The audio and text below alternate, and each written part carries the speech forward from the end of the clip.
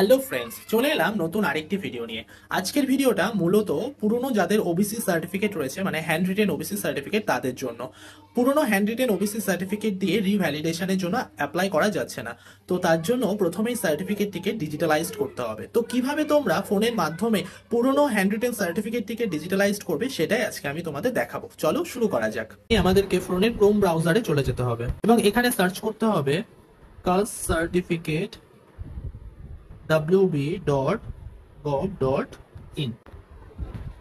তারপরে এখানে ব্যাকলগ সার্টিফিকেটে ক্লিক করব।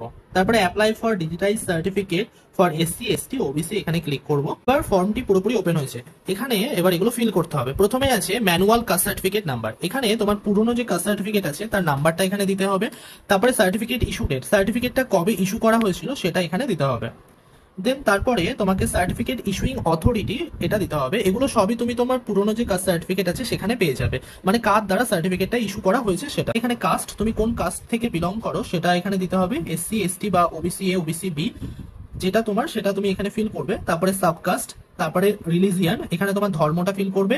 দেন এবার আসছে তোমার ডিটেলস, মানে ফুল নেম, তারপরে ফাদার্স নেম মানে তোমার বাবার নাম, তারপরে ডেট অফ বার্থ তোমার, তারপরে এখানে জেন্ডার, এখানে তুমি কোন জেন্ডার সেটা এখানে দিতে হবে। তারপরে আধার নাম্বার, তারপরে খাদ্যসাথী নাম্বার মানে তোমার রেশন কার্ডের নাম্বার, তারপরে ফোন নাম্বার। এবার এখানে অ্যাড্রেস ফিল করতে হবে, তুমি কোন ডিস্ট্রিক্টের সেই ডিস্ট্রিক্টের নামটা এখানে উল্লেখ করবে। তারপরে সাব ডিভিশন এখান থেকে এখানে দেবে। তারপরে পুলিশ স্টেশন, তুমি কোন পুলিশ স্টেশনের অন্তর্গত বা কোন পোস্ট অফিসের অন্তর্গত সেগুলো এখানে ফিল করবে। তারপরে আসছে মিউনিসিপ্যালিটি ওর ব্লক, মানে তুমি কোন এরিয়া থেকে বিলং করছো। যদি মিউনিসিপ্যালিটি হয় তাহলে মিউনিসিপ্যালিটির যে ক্রাইটেরিয়া গুলো রয়েছে এখানে সেগুলো ফিল করবে। আর ব্লক হলে এখানে ব্লকের যে ক্রাইটেরিয়া গুলো রয়েছে সেগুলো ফিল করতে হবে। তো এখানে ভিলেজ, আর তার আগে ছিল গ্রাম পঞ্চায়েত বা ওয়ার্ড, তারপরে এখানে পিন নাম্বার।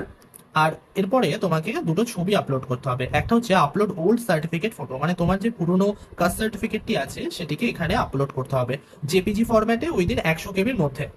তারপরে হচ্ছে অ্যাপ্লিকেন্ট ফটোগ্রাফ, তোমার এক কপি ফটো এখানে আপলোড করতে হবে যেটা কিনা জেপিজি ফরম্যাটে হবে এবং ম্যাক্সিমাম 50 কেবি হবে। তারপরে এখানে তুমি এই ক্যাপচারটা ফিল করবে, ফিল করার পরে সাবমিট করলে তোমার অ্যাপ্লিকেশনটা জমা পড়বে। এরপরে অ্যাপ্লিকেশন জমা হয়ে গেলে তারপরে এখান থেকে তুমি check application status for digitize certificate, মানে তুমি তোমার অ্যাপ্লিকেশনের স্ট্যাটাসটা এখানে চেক করতে পারবে। তো এখানে তোমাকে অ্যাপ্লিকেশন নাম্বারটা দিতে হবে, দেন সার্চ করলে এখান থেকে তুমি তোমার অ্যাপ্লিকেশনের স্ট্যাটাসটা চেক করতে পারবে। আজকের ভিডিওটা এখানেই শেষ করছি। এরকম ছোট ছোট আরো ইনফরমেশন পেতে চ্যানেলটিকে অবশ্যই সাবস্ক্রাইব করে রাখো। Thank you.